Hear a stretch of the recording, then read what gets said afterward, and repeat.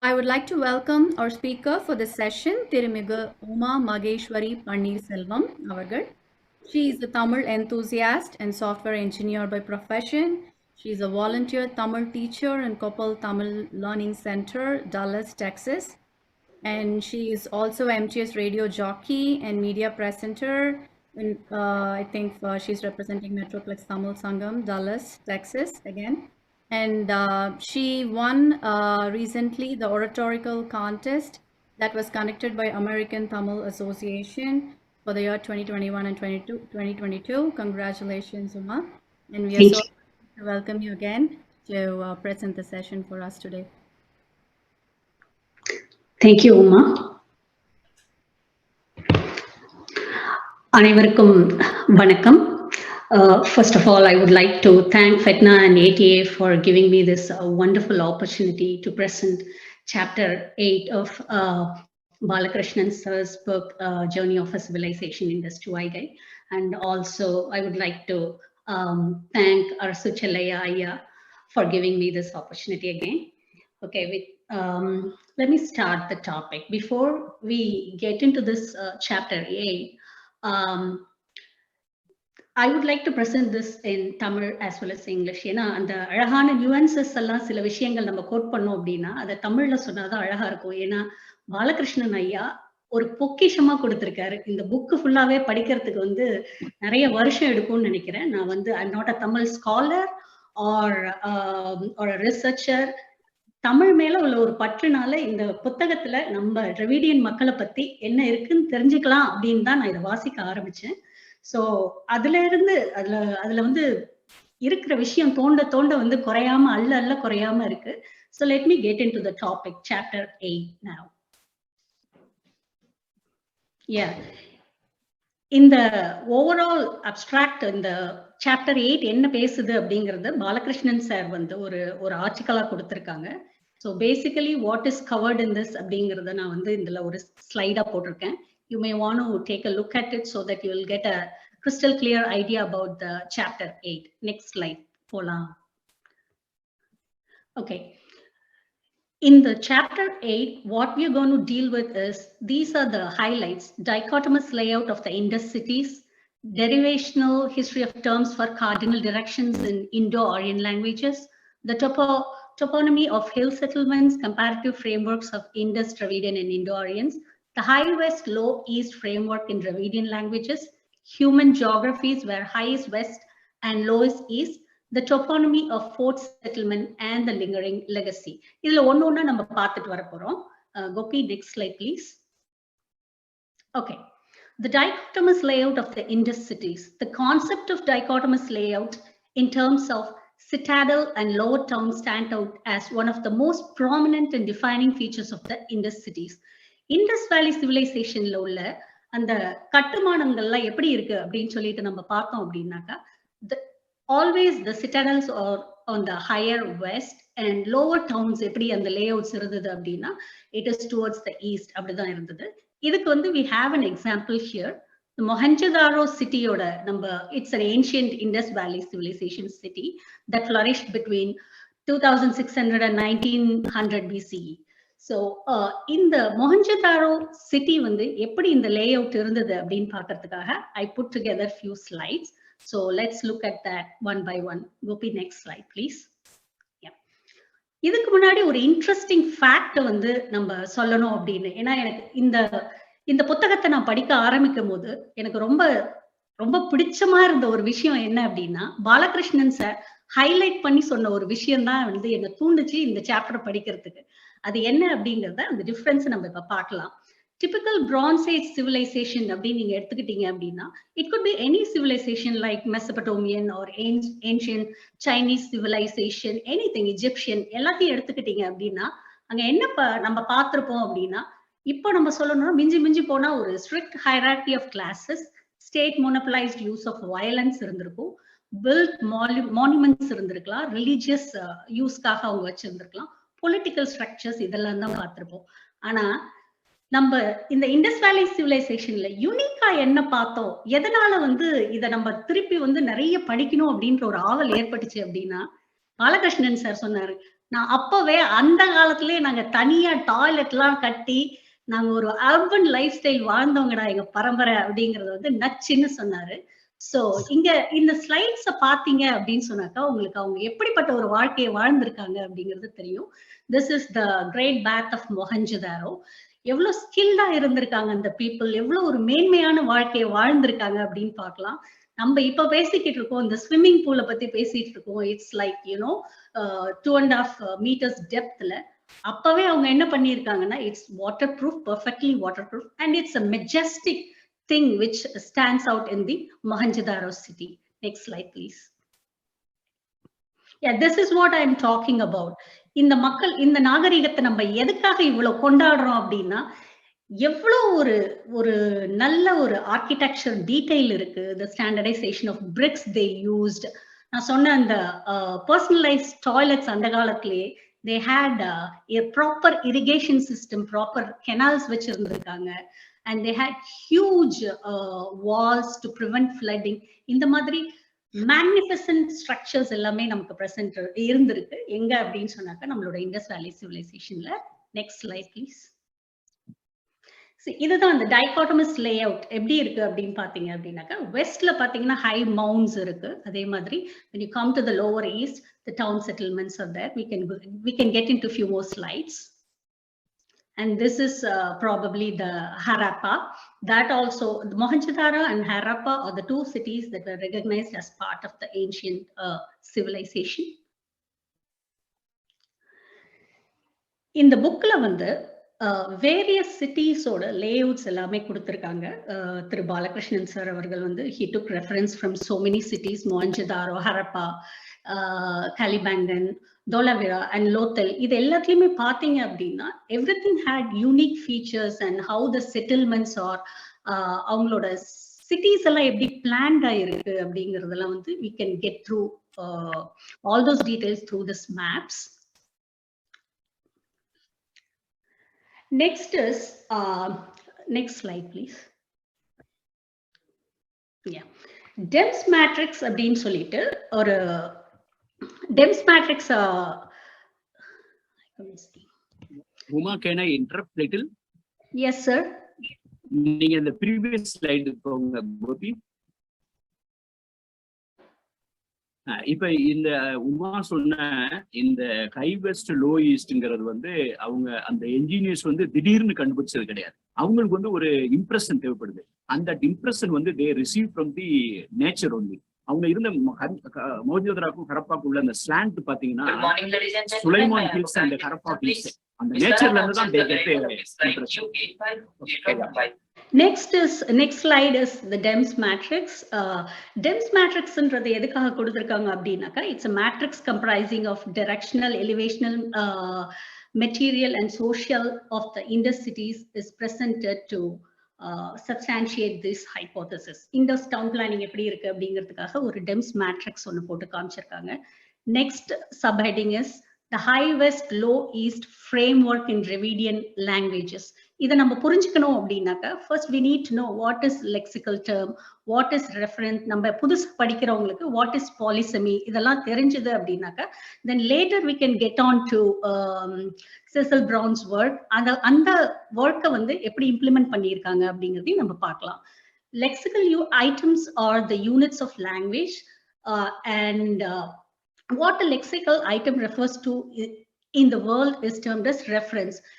For example, ஒரு சொல் பல மீனிங் கொடுக்கலாம். For example, if you take wood அப்படின்னு எடுத்துக்கிட்டோம் அப்படின்னு சொன்னா, wood could mean a material or it could mean area with many trees. Same for mouse also. நம்ம கம்ப்யூட்டர் யூஸ் பண்ற மவுஸா கூட இருக்கலாம், அது இல்லைன்னா ரோடண்டா கூட இருக்கலாம். So when a new domain knowledge is encountered, the existing lexicon has to expand to accommodate the domain. This means the lexical items that already exist in the language will need to be used to describe the new ideas. Next slide, please. Next is about the development of names for cardinal direction. Cecil Brown used data from 127 globally distributed languages, attesting cross-language uniformity in the lexical encoding and naming of the 4 cardinal directions, and concluded the following. நான் என்ன அவர் conclusion கொடுத்திருக்காரு அப்படிங்கறத I just jotted it out. Next slide, please. So this is the most important part that we are going to discuss. The Indus planners relied on astronomical data of the position of the sun and fixed stars and integrated them with the elements from physical landscapes such as the ones offered by Kirthar Mountains to provide orientation points to the city's layout. It can then be inferred that the domain of cardinal direction had high cultural salience for Indus people. இந்த இடத்துல பாத்தீங்க அப்படின்னாக்கா both Dravidian and Indo-Aryan languages are used, the two most prominent contenders for the mantle of being the language of the Indus civilization. நம்ம Dravidian languages பத்தி தான் பார்க்க போறோம். Next slide, please. The Dravidian High West, Low East Polysemis. இதை பார்த்தோம் அப்படின்னா high west அப்படிங்கறத refer பண்ணக்கூடிய வார்த்தைகள்லாம் பாத்தீங்க, சொல்லலாம் பாத்தீங்கன்னா மீனா எக்ஸலன்ஸ், மேக்கு மீன்ஸ் வெஸ்ட், ஹை பிளேசஸ், இந்த மாதிரி செட் ஆஃப் நேம்ஸ் அவங்க கொடுத்திருக்காங்க. Similarly for low east also கீழ், கேலு அண்ட் சோ ஆன், இந்த மாதிரி நிறைய வேர்ட்ஸ் யூஸ் பண்ணியிருக்காங்க. இதை எப்படி நம்ம தமிழ் சங்கம் லிட்ரேச்சர்ல யூஸ் பண்ணியிருக்காங்க அப்படிங்கறத நம்ம அடுத்த ஸ்லைட்ல பார்க்கலாம்.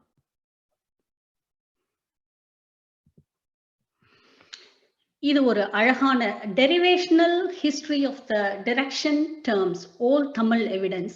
இது ஒரு அழகான குறுந்தொகை பாடல்ல இருந்து இந்த எக்ஸாம்பிளை வந்து ஐயா எடுத்து கொடுத்திருக்காங்க. குறுந்தொகை 337 இருந்து, கிளைய குரலே கிழக்கு வீழ்ந்தனவே அப்படின்னு. இல்ல கிழக்கு வீழ்ந்தனவே அப்படிங்கிறது வந்து அந்த அந்த குழல், அவங்களுடைய ஹேர் வந்து எப்படி ஃபால் ஆகுது டுவர்ட்ஸ் லோ எண்ட் அப்படிங்கறத வந்து இங்க ரெஃபர் பண்ணியிருக்காங்க. சோ கிழக்கு வீழ்ந்தனவே அப்படிங்கிறது லோ அப்படிங்கிற ரெஃபரன்ஸ் இங்க கொடுத்திருக்காங்க. அதே மாதிரி இன்னொரு ஃபேசினேட்டிங் இன்ஃபர்மேஷன் வந்து இந்த புக்ல என்ன கொடுத்திருக்காங்க அப்படின்னா, 10 இருந்து ஒரு ரெஃபரன்ஸ், ஒரு பாடலுடைய ரெஃபரன்ஸ் எடுத்திருக்காங்க. அதுல என்ன கொடுத்திருக்கு அப்படின்னா, கிழக்கு இழிய அப்படிங்கிற சொல்ல வந்து எப்படி கையாண்டிருக்காங்க அப்படின்னு. அதுக்கு ஒரு சின்ன செய்தி இருக்கு அந்த பாடல்ல. It talks about say that a king சேரலின் வெற்றி சிறப்பை கூறும் பாடல் இது. இந்த அவன் வந்து நிறைய போர்க்களங்கள்லாம் போய் எவ்வளவு பகைவர்களை வென்று இருக்கான், வாட்போர் பண்ணியிருக்கான், இதை பண்ணியிருக்கான், அது பண்ணியிருக்கான். சோ இதெல்லாம் முடிஞ்சதுக்கு அப்புறம் அந்த இடம் எப்படி இருக்கு, அந்த போர்க்களம்ல என்ன யானைகள் கைகள்லாம் துண்டாக கிடக்கின்றது, அதை பார்த்து நிறைய பறவைகள் எல்லாம் என்ன வருதுன்னா கீழ் நோக்கி வருது அந்த எச்சங்களை எடுத்து சாப்பிடுறதுக்காக. அதுல வந்து கிழக்கு இழிய அப்படின்றது வந்து வானில் பறக்கும் பறவை கீழே இறங்கி வருது அப்படிங்கிறதுதான் இந்த பதிற்றுப்பட்ட பாடல்ல அந்த கீழே அப்படிங்கிற ரெஃபரன்ஸ்க்கு வந்து கொடுத்திருக்காங்க. தட் மீன்ஸ் லோ ஈஸ்ட் அப்படிங்கிற ஒரு சென்ஸ்ல கொடுத்திருக்காங்க. இதே மாதிரி நம்ம நிறைய சங்கம் டெக்ஸ்ட் எடுத்து பார்த்தோம்னா we could see number of examples. Silappatikaram talks about the two city gates of Madurai. இதை எப்படி அழகா கொடுத்திருக்காங்க அப்படின்னா, கிழக்கு வாசல் வழியாக மதுரை சென்றனர், கீழ்த்திசை வாயில் கணவனோடு புகுந்தேன் அப்படின்னு கண்ணகி சொல்றாங்க. கீழ்த்திசை அப்படிங்கிறது it refers to the east gateway. அதே மாதிரி மேற்கு வாசல் வழியாக சென்றது அப்படிங்கிறத பார்த்தோம் அப்படின்னாக்கா it refers to the west அப்படிங்கிறது இந்த சங்கம் டெக்ஸ்ட்ல இருந்து நம்மளால புரிஞ்சுக்க முடியுது. There is another the next slide. It's about issue of Kutakku the west and Kunakku the east. இதுல எனக்கு ரொம்ப பிடித்தமானதாக இருந்த விஷயம் என்ன அப்படின்னாக்கா, குடகு அப்படிங்கிறத நம்ம எதுக்கு வெஸ்ட்டுக்கு சொல்றோம், குணக்கு அப்படிங்கிறத ஈஸ்ட்க்கு சொல்றோம்ன்றதுக்கு ஒரு ரெஃபரன்ஸ் கொடுத்திருக்காங்க. Kodagu is a region situated in the western Ghats. And நம்ம இப்ப சொல்றோம் இல்லையா, அதே மாதிரி சேரா Kings they ruled that region, that's why they are called as குடவர்.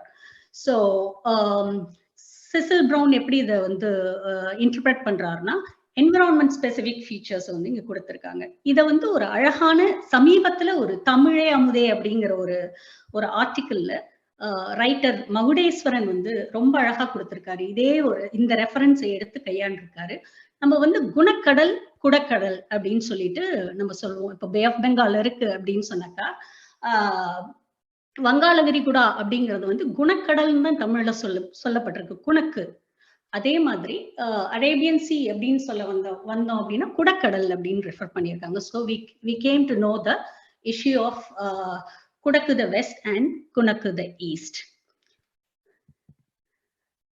Okay, next slide is about Dravidian namescapes where male is high and west and keel is low and east. Western Ghats dominate the entire western border of Tamil Nadu and Kerala, whereas the eastern parts are coastal plains. நம்ம இப்பவும் பார்த்தோம் அப்படின்னா கிழக்கு கடற்கரை சாலை அப்படின்னு சொல்லுவோம், அதே மாதிரி மேற்கு தொடர்ச்சி மலை அப்படின்னு சொல்லுவோம். ஸோ அந்த சொல்லை தான் எடுத்து இங்க கையாண்டிருக்காங்க. And Chera kings were called as Kudavar Koman. So it looks like the West enjoyed the greater importance or greater salience. மேன்மையான ஒரு வாழ்க்கையை வந்து அவங்க வாழ்ந்திருக்காங்க அப்படிங்கறத வந்து நம்மளால புரிஞ்சுக்க முடியுது. And also the ancient tradition also had a contemporary relevance, the association of Murugan with hills and elevated locations as a continuing legacy. இப்போ நீங்க பாத்தீங்க அப்படின்னா how do they really relate that hills, மலையை எப்படி வந்து ரிலேட் பண்றாங்க அப்படின்னு பாத்தீங்க அப்படின்னா நம்ம சொல்றோம் இல்லையா, ஒரு வழக்குல சொல்றதுதான் குன்று இருக்கும் இடமெல்லாம் குமரன் இருக்கும் இடம் அப்படின்னு சொல்லிட்டு நம்ம சொல்லுவோம். அதே மாதிரி Murugan Swami is situated always on the hill. You could take it see throughout India also we can see that. In Delhi we could see Malay Mandir, and if you go around the globe for Batu caves lam poi pathinga appadina Malaysia la, same with Australia and everywhere. So this Murugan temple is predominantly it's situated on the hill. So Mekku and Kilakku is not only it is only sense of directions அப்படின்னு நம்ம சொல்லிட முடியாது. And next slide please. We have a slide which shows the Indus Valley area, Dravidian hill names in இடத்துல நீங்க நிறைய பார்க்கலாம். We could see that in Afghanistan, Pakistan area, இந்த மாதிரி எல்லா ஏரியாஸ்லயுமே நம்மளால பார்க்க முடியும். So இந்த hill settlement அப்படின்னு வரும்போது what do we see? In Tamil Nadu, we could பரவலாக we could see anywhere you go, you can see யானை மலை, கழுகு மலை, Tiruvannamalai, all those Malay name prefix and suffixes throughout Tamil Nadu, we could see that. Similarly, for in Kerala also they call it Malay, and Andhra Pradesh we have Tirumala, we call Tirumala Tirupati. That again you could see the word Mala. So prevalent in the north and west India, Dravidians and their hill pride could be seen in mountains of Pakistan and Afghanistan as well. So இது தமிழ்நாட்டுல மட்டும் கிடையாது, we could see it in the Indus Valley civilization as well. And next slide please.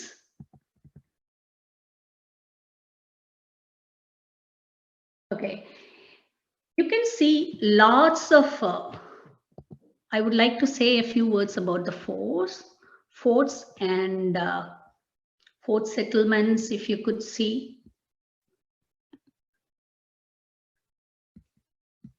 yeah, that's the slide.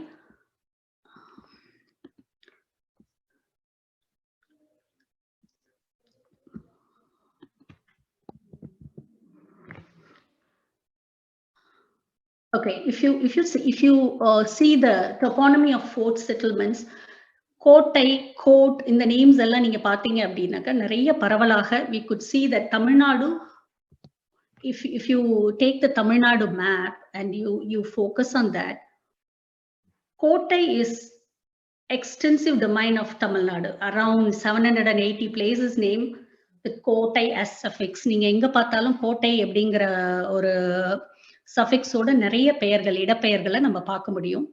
Similarly,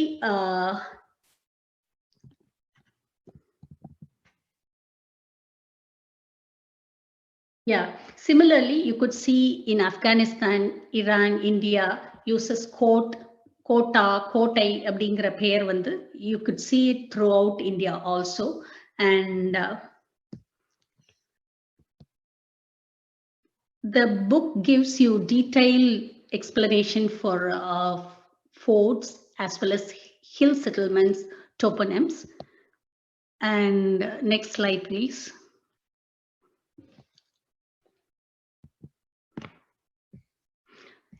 Yes, this is an interesting slide. Even this slide is often quoted. Yaar in the Balakrishnan IAS புத்தகத்தை எடுத்து இந்த topic பேசினாலும் this is the most looked into. இந்த ஸ்லைடை பத்தி பேசாதவங்க இருக்க முடியாது. And it's a fascinating slide with game cocks of high west, low east quarters found in the Indus cities. இது எப்படி வந்து இன்டர்பிரட் பண்ணியிருக்காங்க அப்படின்னா, from Airavadam Mahadevan's work. This is a seal in Mohenjo-daro. Image of two cocks are inscribed side by side. ஒரு சாதாரண ஒரு seal வந்து வைக்கணும் அப்படின்னு சொல்லி இருந்தா அவன் வந்து எதுக்காக வச்சிருக்க போறாங்க, ரெண்டு காக் பக்கத்துல இருக்கிற மாதிரி. அண்ட் தட் டூ அந்த ரெண்டு காக்குமே வந்து பாத்தீங்க அப்படின்னாக்க இட்ஸ் இந்த எக்ஸைட்டட் பொசிஷன். சாதாரணமா ஏதோ கோழி மேய்ஞ்சிச்சு அப்படின்லாம் நம்ம அதை சொல்லிட முடியாது. So there was some evidence that cock fight was going on இந்த இண்டஸ் வேலி சிவிலைசேஷன் அப்படிங்கிறதுக்கு கொடுத்துருக்காங்க. ஸோ அண்ட் இதுல வந்து குக்கோட்ராமா அப்படிங்கிறது வந்து ரூயிங் சிட்டி ஆஃப் காக் அப்படின்றது தான் அதோடைய meaning. So he argues that the seal has recorded in the Indus script the original Dravidian name of the city அப்படின்னு சொல்றாங்க. So this is what this is Airavadam Mahadevan IAS view, the seal of two cocks. இது அப்படியே நம்ம down சவுத்ல வந்து நம்ம தமிழ்நாட்டுல பார்த்தோம் அப்படின்னு சொன்னாக்க, we have a place called Kozhiyur அப்படின்னு இன்னைக்கும் இருக்கு, but it is called as Uraiyur. It was the capital of Chola once. அங்க என்ன interesting fact what you could see is there is a cock and elephant fight. So இத பத்தின ஒரு ஆவணம் நமக்கு கிடைச்சிருக்கு. To celebrate the cock and elephant fight, the Chola of Sangam era even issued a coin. So it's a commemorative coin மாதிரி ஒரு காயினும் நமக்கு வந்து கொடுத்திருக்காங்க. So it's never a cock and bull story. நம்ம சொல்ற மாதிரி இது கட்டுக்கதைகளாக கண்டிப்பாக இருக்காது. So we have some kind of relationship between the seal which we found in the Indus Valley civilization as well as this the cock fight which is very famous in our down south Tamil Nadu. இப்பவும் பாத்தீங்க அப்படின்னா சமீபத்துல we all watched that famous movie Adukalam, which was giving you so much information about the cock fight which was part of our Dravidian culture. And there is another reference to this game cocks.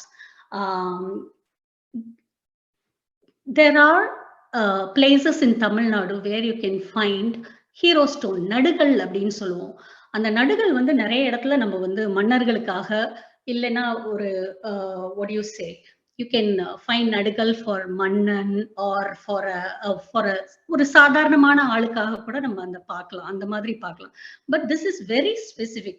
ஒரு கோழிக்காக ஒரு game காக்காக we had a hero stone erected in Tamil Nadu. There are two places where it is erected. One is Arasalapuram, Tamil Nadu, where அதுல உள்ள inscription வந்து previous slide போடுங்க. the previous slide, ரெண்டு கோழி slide. Sir, this slide? Yeah, that one. Okay. Okay, right. So fighting cocks, இது வந்து ஒரு அற்புதமான, அதாவது ஒரு கோழி சண்டைக்காக நடுகள் வச்ச கொண்டாடின ஒரு கூட்டம் நம்ம அப்படிங்கிறது ஒரு பெருமிதத்தோட நம்ம சொல்றதுக்கு this slide cites as an example. So fighting cock of I'm not sure. Yeah, you could relate this. So see how we Indus people or any Dravidian people we celebrated our culture and everything அப்படிங்கிறது.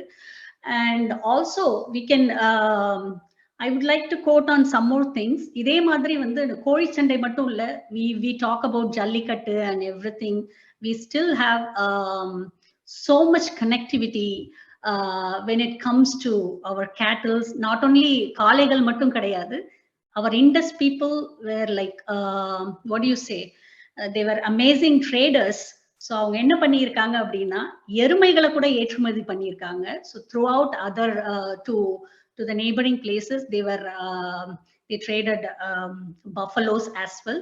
And Jallikattu also, it is also part of our legacy. And we still continue that. ஏறு தழுவுதல் அப்படிங்கிற ஒரு பெரிய act வந்து we still have it in our culture, Dravidian culture. So I would like to bring that also into this topic. And I think I covered this chapter 8 pretty much. So these are the, I just gave the gist of the whole chapter 8. It was divided into 8 parts, and each part has so much information that we have to study. I just gave the essence of each chapter. So hope you enjoy the presentation. Fantastic, fantastic speech. Thank you, Thirumigu Uma, for presenting the chapter High West, Low East with so much clarity, details, and with references to the literary context from the book, and also adding the recent references. Thank you so much. Now we'll discuss more during the Q&A session. So before that, I would like to welcome Selvi Kavita Sundarapandian for our youth presentation today. She is a 10th grader from California, and she is the daughter of Meena Sundar, is one of the members of our organizing team. And I'd just like to share a picture of her receiving the,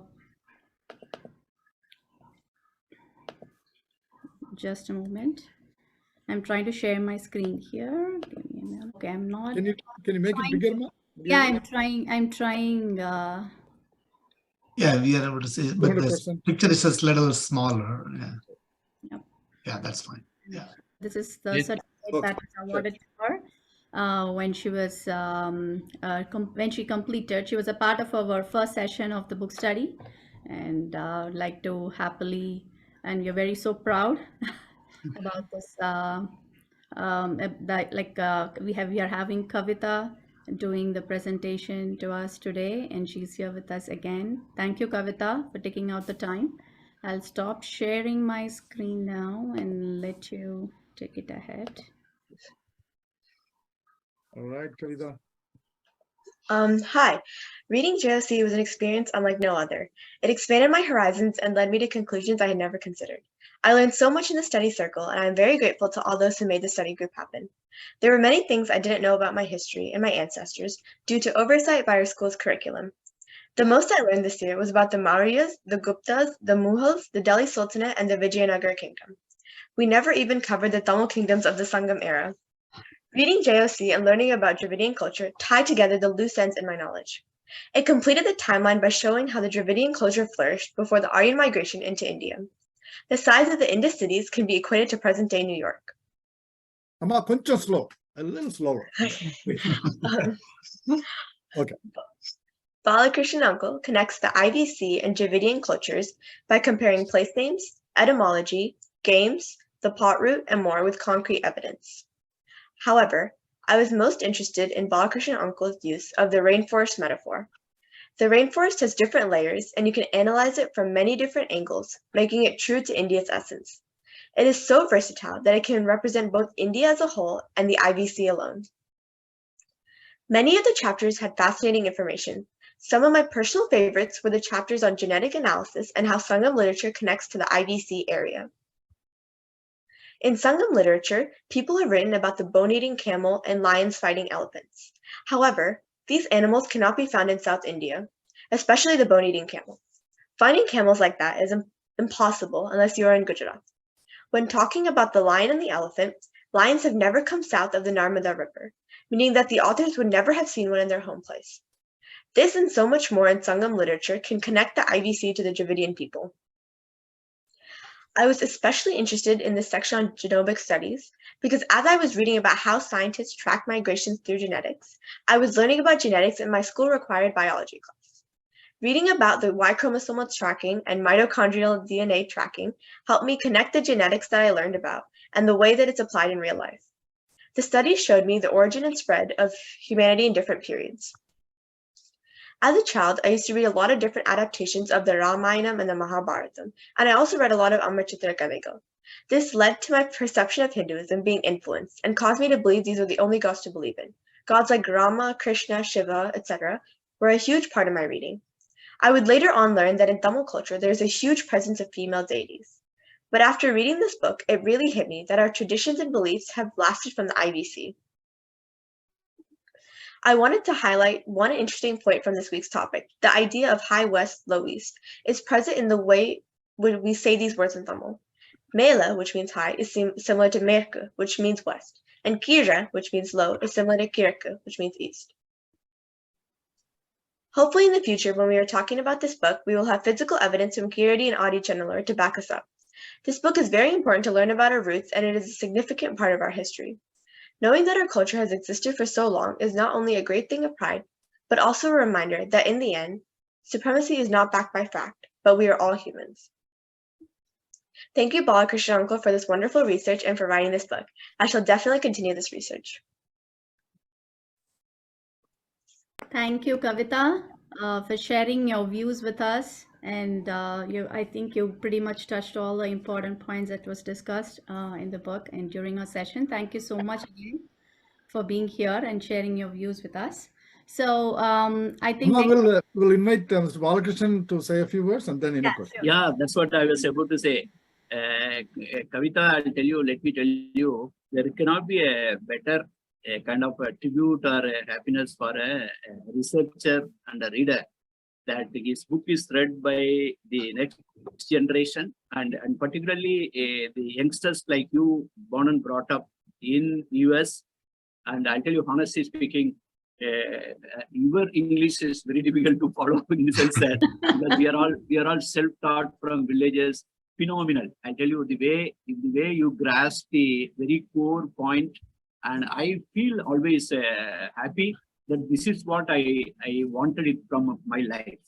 And tomorrow at this time, I will be exactly in Adichanallur, Kundakai, Korkai, and Sivagalai. Because today I'm speaking in Tuticorin. Tomorrow morning I'm going with the archaeologists. I organized a high-resolution cameras and drone, and I'll be back again in Bhubaneswar tomorrow night.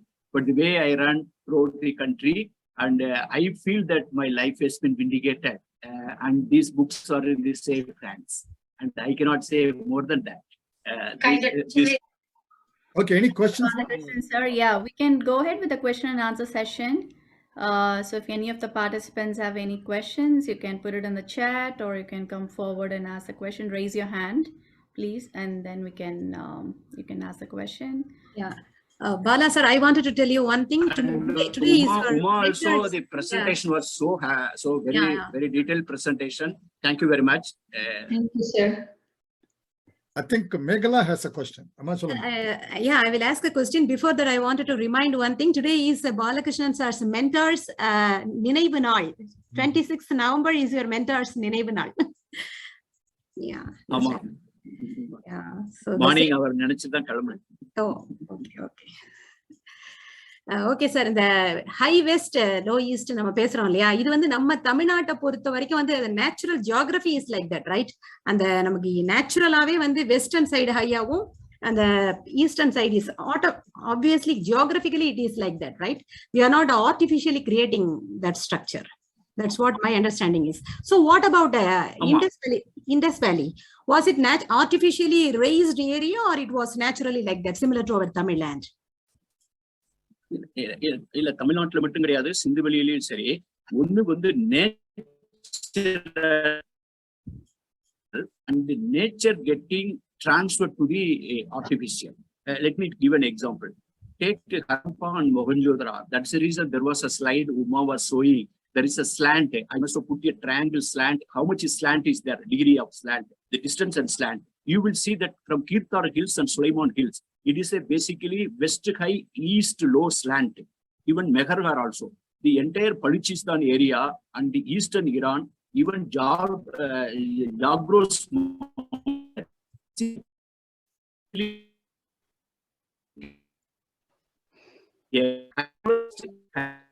area versus lowest slant area. This happened naturally. Then when you come to the plains and create a city, you are influenced by your belief system. What happened? I will give a small example. Why this particular strategy? Probably Gopi is going to put that slant there. Yeah, yes. Look at this. And a mega settlement 152 meter. And then you see that Mohenjo-daro settlement 59 meter. And Kirtar mountain 1260 meters. And then Sulaiman Hill 1480 meter below above sea level. And Sulaiman Gorge is 525 meter. And Harappa is 157. There is a slant there. So if you go beyond that, then you will see the Jagros mountain. So then what happened? Normally the Tolgudigal, நம்ம சொல்ற அந்த பழங்குடிகள் அப்படிங்கிறவங்க வந்து பொதுவாகவே வந்து ஹில்ல தான் இருப்பாங்க. நம்ம வந்து essentially Dravidians are hill people. அதனாலதான் நமக்கு வந்து வேற எந்த திணையை விட குறிஞ்சி திணையில இருக்கிற ஈடுபாடு வேற எதுலையுமே கிடையாது. அதனாலதான் குறிஞ்சி வந்து காதலோடையும் முருகனோடையும், நம்ம நினைக்கிற மாதிரி முருகன் வந்து சூரபத்மனை வதம் பண்ண ஒரு வன்முறை கடவுளே கிடையாது. நீங்க வேள்பாரி படிச்சீங்கன்னா தெரியும், முருகன் தான் காதல் கடவுள், வேலன் தான் காதல் கடவுள். நம்ம முருகனுக்கு பின்னால ஏற்படுத்தப்பட்ட அந்த சுப்பிரமணியர் ஸ்கந்தர் அப்படிங்கிற வரலாறு, அவர் இந்திரனுடைய பொண்ணை கல்யாணம் பண்ணது, இதெல்லாம் பின்னால வந்த ஸ்டோரி. ஆக்சுவலி வேலன் வந்து ஒரு நேச்சுரலி இன்க்ளைன்டு ஹில் பேஸ்டு கடவுள். அதனாலதான் முருகனுக்கு மட்டும் மேற்கு நோக்கி இருக்கும். கோயிலே கூட மேற்கு நோக்கி இருக்கிறது வந்து கார்த்திகேயனுடைய சிலை இருக்கும். ஆக I am coming to that. இப்ப இது ஏன் நேச்சுரலா தேவைப்படுது அப்படின்னு சொன்னா, இது ஜாதிய அடுக்கல கிடையாது, கீழ் ஜாதி மேல் ஜாதிங்கிற கிடையாது. I will disprove it. கீழ் மேல்ங்கிற அந்த டைகாட்டமி இருக்கு, ஆனா அது கீழ் ஜாதி மேல் ஜாதிங்கிற அடிப்படையில் இல்ல. அது ஏன் தேவைப்படுதுன்னு கேட்டீங்கன்னா, when you are living, I have traveled in the Western Ghat, interior Western Ghat. I have traveled in the Bihar and Chhattisgarh and Orissa. இந்த ட்ரைபல்ஸ், ஹில் ட்ரைபல்ஸ்ல போய் அவங்கள்ட்ட நான் பழகியிருக்கேன். நான் வேலை பார்த்த இடத்துல அவங்க என்னன்னு கேட்டீங்கன்னா, அந்த வில்லேஜ்லயே அந்த அந்த ஊர்ல அந்த பழங்குடிக்குன்னு ஒரு தலைவர் இருப்பார் பாத்தீங்களா, அவருடைய வீடு வந்து அந்த ஹில்லிலேயே இருக்கிறதுலே ஹையஸ்ட் இடத்துல இருக்கும். அந்த ஹில்ல வந்து இப்படி ஒரு 3 அடுக்கு 4 அடுக்குல வீடு இருக்குன்னா, ஒவ்வொரு ஸ்லாண்ட்லயும் 10 வீடு 15 வீடு இருக்கும். ஆனா அந்த தலைவருடைய, அந்த பழங்குடி தலைவருடைய வீடு மட்டும் அந்த டாப் லேயர்ல இருக்கும். அதுக்கு 2 காரணம். சைக்கலாஜிக்கலாகவே ஹில்ல இருக்கிறவங்களுக்கு வந்து உயரமா இருக்கிறவங்களுக்கு தன்னுடைய முதன்மை தன்மை, தலைமையானவன், தொன்மையானவன், மேலானவன். அப்ப அதனாலதான் மேலானவனாலதான் அவன் தலைவன். அவன் ஏன்னு கேட்டீங்கன்னா, அவன் தான் அந்த குடிக்கான தலைவன், அந்த குடியை காப்பாற்றுவன். அதனாலதான் நம்ம நடுகள் வச்சு வழிபடுறோம். அதனாலதான் தமிழ்நாட்டிலையும் இந்த தென்னிந்திய கலாச்சாரங்கள் இன்னைக்கு வரைக்கும் ஹீரோ வர்ஷிப் இருக்கு. நமக்கு வந்து கடவுளை விட, வானத்துல இருக்கிற கடவுளை விட தரையில இருக்கக்கூடிய நம்ம தலைவன் வந்து முக்கியமானவன். அப்ப இந்த ஹில்லுல இருக்கிறவங்க வந்து தலைவர் வந்து கொஞ்சம் மேலான இடத்துல இருப்பார். அதுக்கு வந்து ஒரு பிராக்டிக்கல் ரீசன் இருக்கு. யாராவது எதிரிகள் வர்றாங்கன்னு வைங்க, அந்த எதிரிகள் வந்து அவங்க மேல தரையில இருந்துதான் கிளம்பி எதிரிகள் வருவாங்க. அந்த எதிரிகளை வந்து first layer of defence, second layer of defence. அந்த எதிரிகள் கடைசி தொட முடிகிற மனுஷனா தான் அந்த தலைவன் இருக்கும். அந்த குடி வந்து அந்த தலைவனை சுற்றி வளைக்கும். First reason. செகண்ட் ரீசன் வந்து அந்த மலை பழங்குடிகள் பக்கத்துல போய் நான் விசாரிச்சேன். அவங்க எப்பயுமே தண்ணி குடிக்கிறது வந்து தனக்கு மேல் உள்ள ஒரு லொகேஷன்ல தான் தண்ணி எடுத்து குடிப்பாங்க. அதுக்கு ஒரு பிராக்டிக்கல் ரீசன் என்னன்னு கேட்டீங்கன்னா, பீப்புள் அந்த தண்ணியை வந்து பல ரீசனுக்காக யூஸ் பண்ணியிருந்தாங்கன்னா அந்த வாட்டர் வந்து பொல்யூட்டட். அப்ப அன்பொல்யூட்டட் வாட்டரை அப்ப குடிக்கும் போது they go to slightly elevated and they also use the got the அந்த எலிவேட்டட் வாட்டர் சோர்ஸை, அந்த மரத்தை, அந்த தலைவன் பயன்படுத்துற மரம், இந்த காவல் மரம், கடிமரம், அதுல ஏதாவது விஷம் கலந்துடக்கூடாது, அந்த தண்ணியில விஷம் கலந்துடக்கூடாது அப்படின்னு சோ மெனி செக்யூரிட்டி ரீசன்ல வந்து இந்த hill settlements are based on the height and low based. இதை வந்து சமவெளிக்கு வரும்போது you carry that psychological, collective psychological. நீங்க எப்பயுமே தலைவனை வந்து மேட்ல வச்சே பார்த்து பழகிட்டீங்க. உங்களுடைய அவனை வந்து நீங்க கடவுள்னு சொல்லுங்க, அல்லது தலைவன் சொல்லுங்க, அல்லது கோன்னு சொல்லுங்க. நம்ம தமிழ்ல வந்து என்னன்னு கேட்டீங்கன்னா, கோ அப்படின்னா தலைவன். கோய் இருக்கிற இடம் வந்து வீடு வந்து கோயில். கோயில் வந்து குடிசையாவும் இருக்கலாம். அது குடிசையா இருந்தாலும் கோயில் தான், அது கோட்டையா இருந்தாலும் கோயில் தான், அரண்மனையா இருந்தாலும் கோயில் தான். அதே இது வந்து கடவுள் ஆகும்போது அது கடவுள் இருக்கிற இடம் கோயில். ஆண்டவன் தான் ஆண்டவன், ஆண்டவன் ஆள்பவன் ஆண்டவன். கோ தலைவன், கோயில் கோயில். ஆக வந்து நம்ம வந்து தலைவனையே நீத்தார் பெருமையில கடவுளா கும்பிடுறோம். அதனாலதான் இது வந்து அங்க வந்து இண்டஸ் வேலியில நேச்சுரலா வாச்சிருது. அதை வந்து திருப்பி சிட்டிக்கு வரும்போது எங்க நேச்சுரலா 2 ஹில் கிடைச்சதுன்னா, இப்ப முகஜோதரால நேச்சுரலா கிடைச்சிருக்கு. பக்கத்துல ஒரு உயரமான ஹில் இருக்கு, அங்க வந்து சிட்டாடல் வச்சிருக்காங்க. அதை ஒட்டி ஒரு லோயர் மவுண்ட் இருக்கு. லோயர் மவுண்ட்ல வந்து லோயர் டவுன் போட்டாங்க. கிட்டத்தட்ட ஹரப்பால கூட அந்த மாதிரிதான் கிடைக்குது, டேமேஜ் ஆயிட்டா கூட. அப்புறம் திருப்பி வர என்ன பண்றாங்க, if it is not naturally available, they create an artificial platform. லட்சக்கணக்கான செங்கலை போட்டு நம்ம அஸ்திவாரம் எழுப்புற மாதிரி தே கிரியேட் a பிளாட்ஃபார்ம். அந்த பிளாட்ஃபார்ம் மேல சிட்டாடலை கட்டுறாங்க. அதை விட லோயர் பிளாட்ஃபார்ம்ல வந்து இந்த லோயர் டவுனை கட்டுறாங்க. So what was naturally available it gets transferred to the down planning. இன்னைக்கு வரைக்கும் தஞ்சாவூர் பக்கத்துல போனீங்கன்னா மேல்வாரம் கீழ்வாரம் இருக்கு. இப்ப வந்து தஞ்சாவூர் பகுதியில வந்து ஒரு ஒரு ஒரு லேண்ட் ஓனர் இருக்காருன்னு வைங்க. அவர் வந்து அவருடைய இடத்த வந்து குத்தகைக்கு விட்டுருப்பாரு. அந்த குத்தகைக்கு எடுத்தவர் பகுதி வந்து கீழ்வாரம், அந்த குத்தகைக்கு கொடுத்தவர் ஏரியா வந்து மேல்வாரம். அதே மாதிரி மேல் பாத்தி கீழ் பாத்தி. இன்னைக்கும் கூட தமிழ்நாட்டுல வந்து சொத்து பகிர்ந்துக்கிற போது யாராவது அப்பா இறந்து போயிட்டாருன்னா அந்த மேற்கு பகுதியில இருக்கக்கூடியதான் வீடு இருக்கும். அந்த மேலான வீடு வந்து மூத்த மகனுக்கு தான். இடத்திலேயே வந்து மேற்பகுதியில இருக்கிற இடம் வந்து மூத்த மகனுக்கு நடைமுறையில இருக்கிற ஒரு விஷயம். இது எதுக்குன்னு கேட்டீங்கன்னா, மேற்கு வந்து மேலானவன், ஏன்னா அவன் தான் கொல்லி வைக்கிறான், அவன் தான் மூத்தவன், அவன் வீடு அங்கதான். மேல்வாரம் கீழ்வாரம் மேல், இது எல்லா வேர்டு வந்து நம்ம கல்ச்சருக்குள்ளேயே அப்படியே வந்துருது. ஒரு குறிப்பிட்ட ஸ்டேஜ்ல நேச்சரா இருந்தது, அதுக்கு பேர் தான் வந்து மெட்டபாரிக்கல் எக்ஸ்டென்ஷன் பேர். மெட்டபாரிக்கல் எக்ஸ்டென்ஷன்னா அந்த உருவத்தினுடைய பாலிசமஸ், பொருள் வகையில நீளம். எப்படி இன்னைக்கு நம்ம வந்து மவுஸ் வந்து இருக்கிற மவுஸ் இன்னைக்கு இந்த பேர் வச்சிருக்கோமோ, அது வந்து ஃபைனலா எக்ஸ்டெண்ட் ஆகிட்டே போகும். இந்த மேல் கீழ்ங்கிற ஹைபோதேசிஸ்னுடைய வந்து சோசியலா ரெஃப்ளெக்ட் ஆகும், மெட்டீரியலா ரெஃப்ளெக்ட் ஆகும். அதனாலதான் இந்த டெம்ஸ் மேட்ரிக்ங்கிறது ஒரு டைரக்ஷன், கிழக்கு மேற்கு, எலிவேஷன், உயரம். நான் வந்து அந்த லிஸ்டும் கொடுத்துப்பேன். உயரம் எவ்வளவு தரையில இருந்து மீன் சி லெவல்ல இருந்து ஒவ்வொரு வில்லேஜ் இந்தியாவில் வந்து கிட்டத்தட்ட ஒரு நியர்லி தமிழ்நாட்டில் ஒரு 268 லிஸ்ட் நான் கொடுத்துப்பேன். மேல்கோட்டை, கீழ்கோட்டை, மேலப்பாளையம், கீழப்பாளையம், மேலப்பனையூர், கீழப்பனையூர், இதை மட்டும் நான் எடுத்து கம்பேர் பண்ணி ஒரு லிஸ்ட் கொடுத்துருப்பேன். அந்த ஒவ்வொரு இடத்துக்கும் மீன் சி லெவல்ல எவ்வளவு இருக்குன்னு பார்த்திருக்கேன். இந்த மேல இருக்குங்கிறது கொஞ்சம் கூட இருக்கும், கீழே இருக்கிறது கொஞ்சம் கூட இருக்கும். இந்த ரெண்டுக்கும் பொருந்தாமலும் சிலது இருக்கும். கிட்டத்தட்ட ஒரு 80%, 81% மேல பொருந்துறதுனால mathematically and statistically this hypothesis is valid.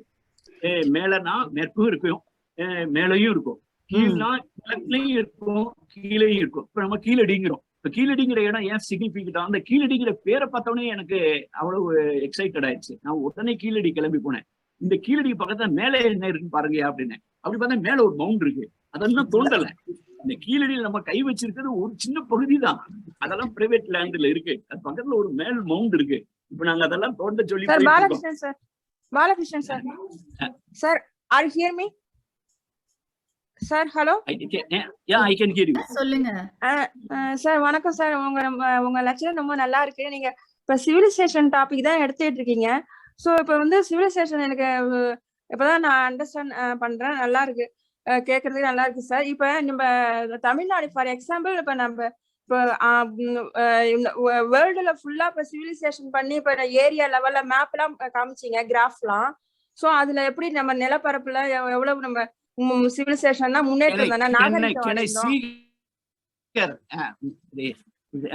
உங்க பேரு என்ன ma'am? My name Anurekha. Anurekha sir, Rekha. இப்ப வந்து சிவிலைசேஷன்னா இப்ப நிலப்பரப்புலயும் மக்கள் வந்து மனிதர்கள் வந்து எப்படி நாகரிகம் அடைந்தாங்க, பழைய காலத்துல நம்ம எப்படி இருந்தோம், இப்ப வந்து நம்ம எவ்வளவு முன்னேற்றம் அடைந்தோம், அதை பத்தி தான் பேசிட்டு இருக்கோம்.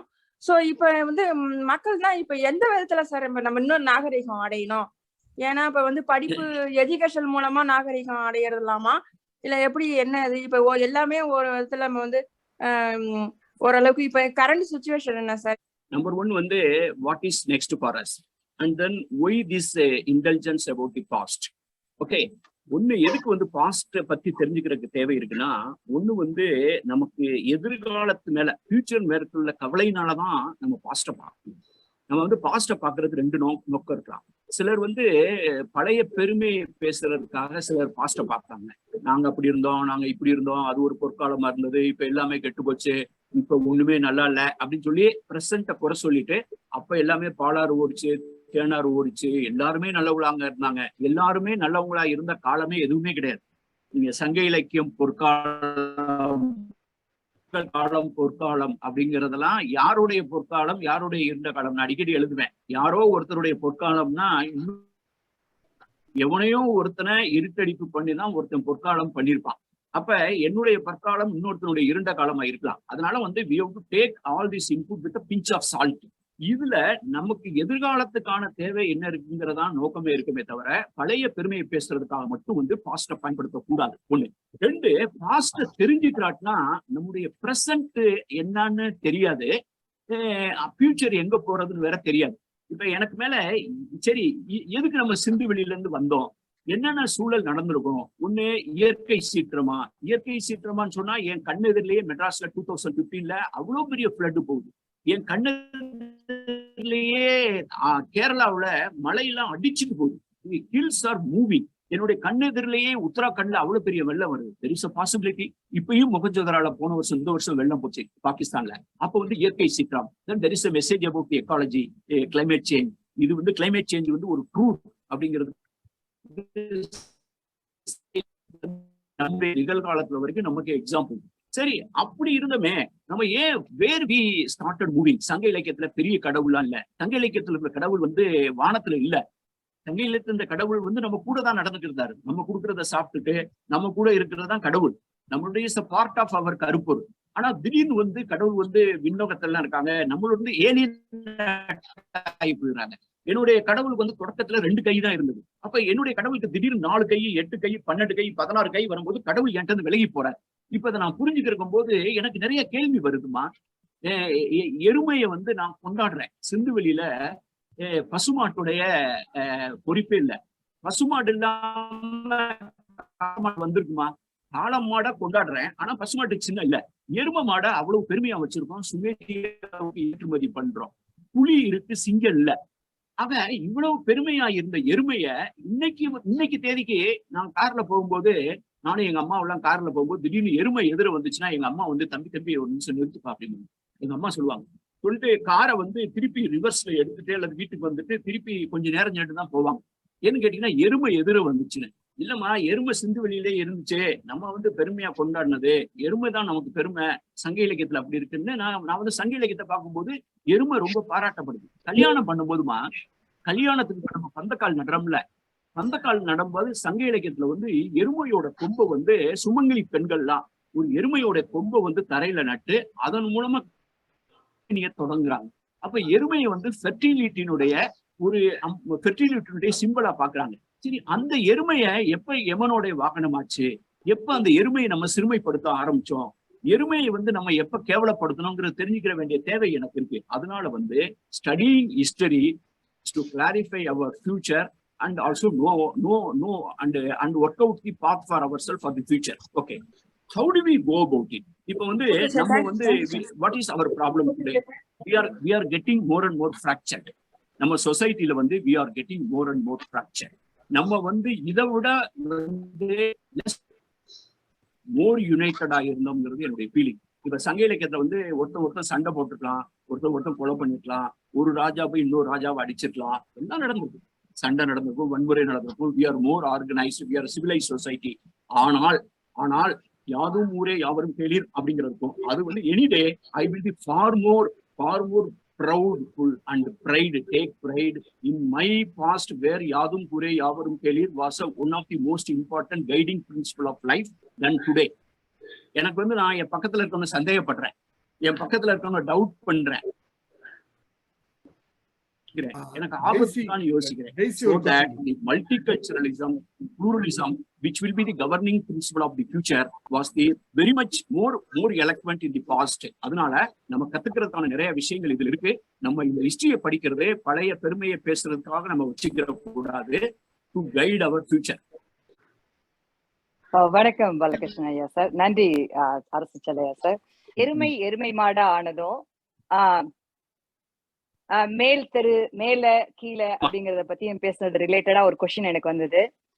முதல் தெருங்கிறது பொதுவா உயர்ந்த மேடுபாடான இடங்கள்லதான் முதல் தெரு, ஐ மீன் அக்ரஹாரம்ங்கிறது அமைஞ்சிருக்கு இப்போது உள்ள தமிழ்நாடு மற்றும் மற்ற இடங்கள் எனக்கு தெரியல. தமிழ்நாட்டுல அக்ரஹாரம் உயர்ந்த ஊர்லயே இருக்கிற உயர்ந்த இடத்துலதான் இருக்கும்.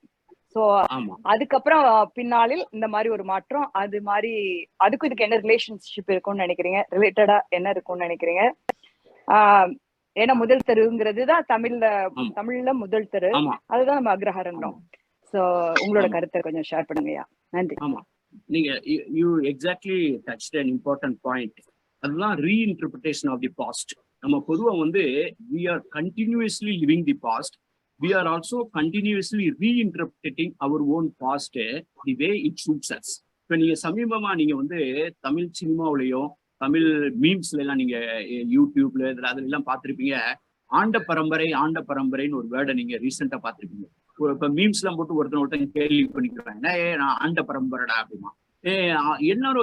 எல்லாருமே ஆண்ட பரம்பரை.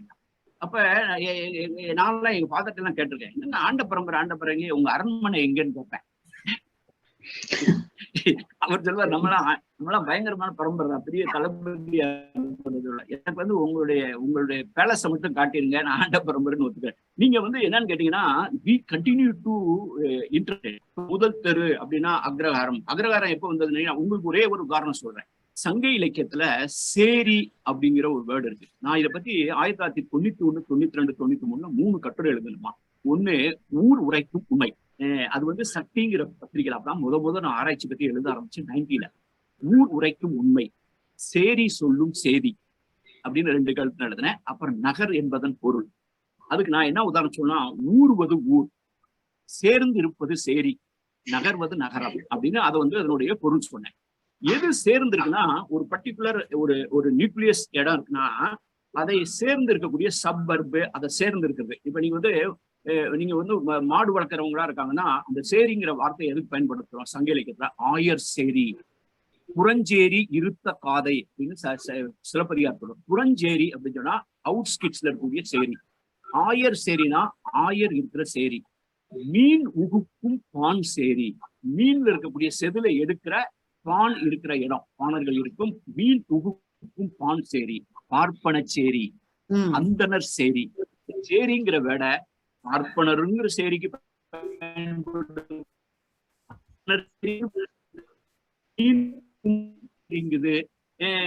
ஆயர் சேரிங்குது, புறஞ்சேரி இருத்த காதைங்குது. இந்த சேரிக்கு நம்ம ஒரு லோடட் மீனிங்க கொடுக்கல.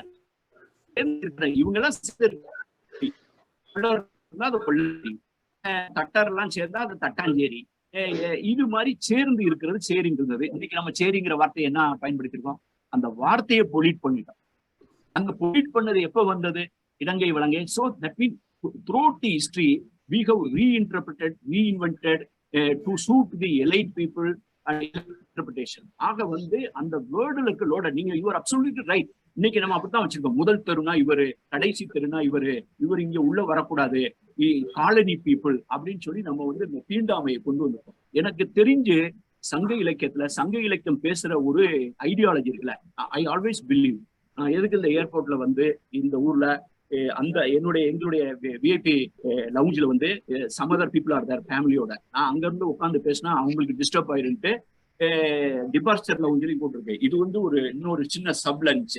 இந்த லவுஞ்சை ஓபன் பண்ண சொல்லி தமிழர் ரிலேட்டடா சந்தோஷப்பட்டு உங்கள்கிட்ட பேசிட்டு. ஆனால் இது எதுக்காக கேட்டீங்கன்னா, இந்த போராட்டம், தொடர் இயக்கம் எதுன்னு கேட்டீங்கன்னா, we have to convey a meaning. நீ இந்த தொடர் நம்ம கண்முன்னால நடக்கிற விஷயம் நம்மளுக்கு நிறைய விஷயங்கள் நம்மளை வருத்த வைக்குது. ஏன்னா இந்த சேரிக்கான மீனிங் எப்படி? எனக்கு தெரிஞ்சு சங்க இலக்கியத்துல தீண்டாமைக்கான எந்த விதமான தடயம் கிடையாது. யாராவது சொல்லுங்க, சங்க இலக்கியத்துல இந்த இடத்துல இவனை தொட்டா தீட்டுன்னு சொல்லியிருக்கான்னு சங்க இலக்கியத்தை சொல்ல கிடையவே கிடையாது. அப்ப அது எப்போ வந்துச்சு?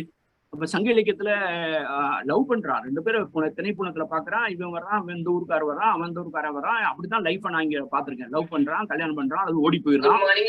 ஒரு நிமிஷம். இப்ப நமக்கு தீண்டாமைக்கு யாராவது கேட்டாங்கன்னா சங்க இலக்கியத்துல இருக்குன்னா, I will go to any forum and defend that Sangam literature is not having that kind of attitude.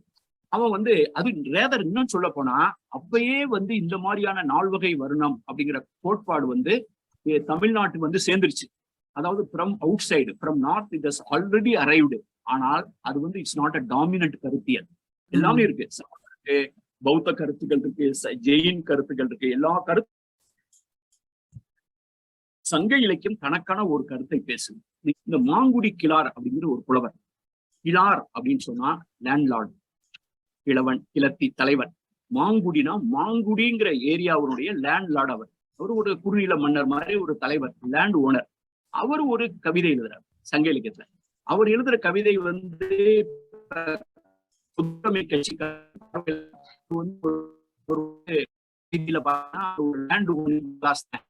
இந்த கிளாஸ் இது மட்டும் சங்க இலக்கியத்துக்கு பொருந்தாது. இந்த கம்யூனிஸ்ட்ல இருக்கும்போது அந்த சங்க இலக்கியத்தை வந்து ஒரு வர்க்க போராட்ட ரீதியில பார்ப்பாங்க. பெண்ணியத்தை சேர்ந்தவங்க பெண்ணியம், ஃபெமினிஸ்ட் ஆங்கிள் பார்ப்பாங்க. நான் வந்து பொதுவா நின்று பாக்குறேன். இந்த மாங்குடி கிளாருங்கிறது ஒரு அரசியல் பேசுற. அவர் என்ன சொல்றாரு, என்கிட்ட வந்து நீங்க வந்து 4 மலர்கள் அப்படின்னு கேட்டா இந்த மலர், இந்த மலர், இந்த மலர், இந்த மலர் சொல்லுவோம். இவர் சொல்ற ஒரு மலர் கூட எனக்கு தெரியாது. பிண்டவங்கிறதோட அவர் 4 மலர் எல்லாம் சொல்லல. அதே மாதிரி அவர் சொல்றாரு, எனக்கு தெரிஞ்ச 4 உணவு என்னன்னு கேட்டீங்கன்னா, நான் வந்து கொள்ளு, அவரை, திணை, இந்த வரகு, இந்த 4 தான் சொல்லுகிறார். எனக்கு தெரிஞ்ச 4 குடி அப்படின்னா 4 கிளான் மக்களை பத்தி சொன்னா பாணன், பறையன், துடும்பன், துடியன், கடம்பன், இதான் சொல்லுவேங்கிறார். எதுக்கு இப்படி சொல்றாரு ஏன்னு கேட்டீங்கன்னா, ஒரு வம்புக்கு இழுத்து இந்த 4 கேட்டாரு. ஏன்னு கேட்டீங்கன்னா, அப்பயே 4 வகை வர்ணம் அப்படிங்கிற ஒரு கான்செப்ட் வந்து தமிழ்நாட்டுல வந்துருச்சு. அப்ப இவர் வந்து என்ன சொல்றாரு, இதுதான் 4, என்கிட்ட கேட்டா இதுதான் 4. அப்பயே அரிசி வந்துருச்சு, நெல்லு வந்துருச்சு, கரும்பு வந்துருச்சு.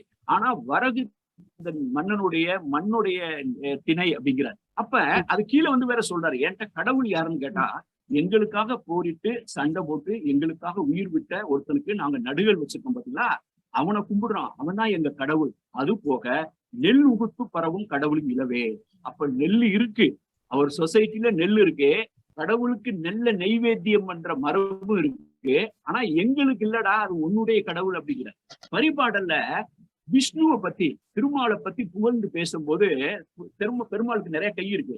அப்ப சொல்றாரு, எல்லா கையும், இந்த கை நல்லது, அந்த கை நல்லது, இந்த ஏந்திய கை, அதை ஏந்தி சொல்லிட்டு நயனில் ஒரு கை அப்படிங்கிறார். அதுல ஒரு கை மட்டும் நாணயம் இல்லாத அன்பேர் ஹேண்டுங்கிறாரு. கடவுளுடைய கையில ஒரு கை வந்து அன்பேர் ஹேண்டு.